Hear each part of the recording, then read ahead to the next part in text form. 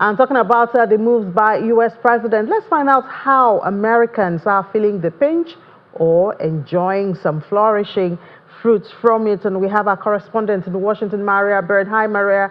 Good morning. Welcome to the program. Good morning. So I wonder how you feel as an American when you see your president able to move the world one way or the other. You must be proud to be an American, Maria. Well, it's an interesting time to be an American, to be quite honest. This is new for us to see this type of trade wars back and forth and to see all the changes that are happening and impacting the entire globe. Obviously, this is definitely new policies. So Americans are getting adjusted. Not quite sure all of Americans really quite understand, and obviously, as you mentioned, how it impacts our pockets. I think that's the greatest concern. I think that Americans are really looking to see. It's been quite some time now that we've been seeing high rates of inflation, that we've been seeing a pinch financially. So many Americans are just looking for some relief. Yeah, you talked about how it's affecting your pockets. I guess President Trump is considering that. That's why he brought that relief, the 90-day pause, and now the relief for tech imports. I guess that will also help consumers and maybe improve the dollar index a bit.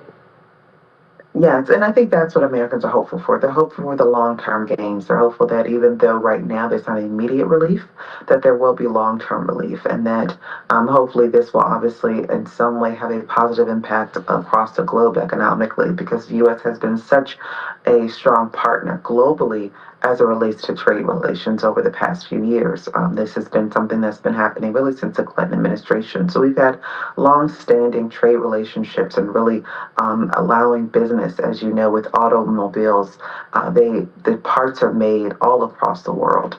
And even though it could be a U.S.-made car, there are parts that are sent back and forth. It's a pretty complex chain of how an automobile in the U.S., even a U.S.-made automobile, is actually all the parts and how they all come together and where they come from. So I think this is new territory for Americans, but obviously very hopeful, most importantly, that one, we get to see an increase in the availability of jobs.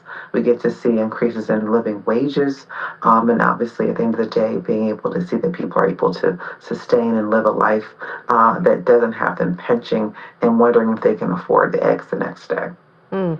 So, I mean, there's also, on the other hand, that seems to have come now, the president's perspective dealing with migrants.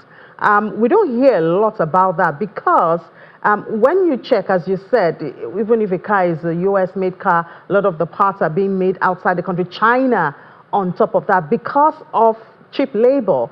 So those migrants who are supposed to be, I mean, relatively cheap labor in the US, are they safe to work now? Has the president gotten his eyes off them, or is that dealing with the migrants still a big one there?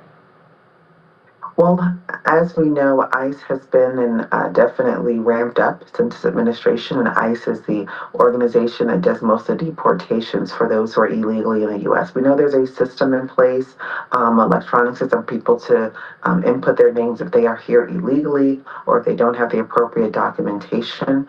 So we're still seeing a widespread number of individuals that are being sent back to their originating countries if they don't have the proper documentation to be here in the United States. So it's interesting if you bring up the question around migrants. I think that one of the concerns, though, is that many Americans are still looking for employment, and that's part of why he's looking to bring manufacturing back.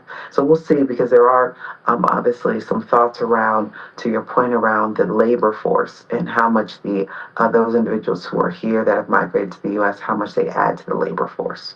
Yeah, well, okay, fair enough. You want your people to be employed, but I think a bigger worry for the world now is we don't know what side of the bed President Trump will wake up on and what will, be the result of the day. It's just the uncertainty, I think, is what worries global economists even more. Yes, I think, as we know, just yesterday, there were tariff exemptions put in place. There's expectations there'll be more tariff exemptions. We know that the iPhone is one of the most bought and sought after electronic devices in the United States. And to think that iPhones and the chips that are used would have been a 25% increase, I think that would have had a major impact. Apple has obviously one of the largest companies in the United States, one of the companies that obviously has somewhat of an impact and likely is a part of the president's business roundtable discussions. And so they probably were very influential in trying to address that.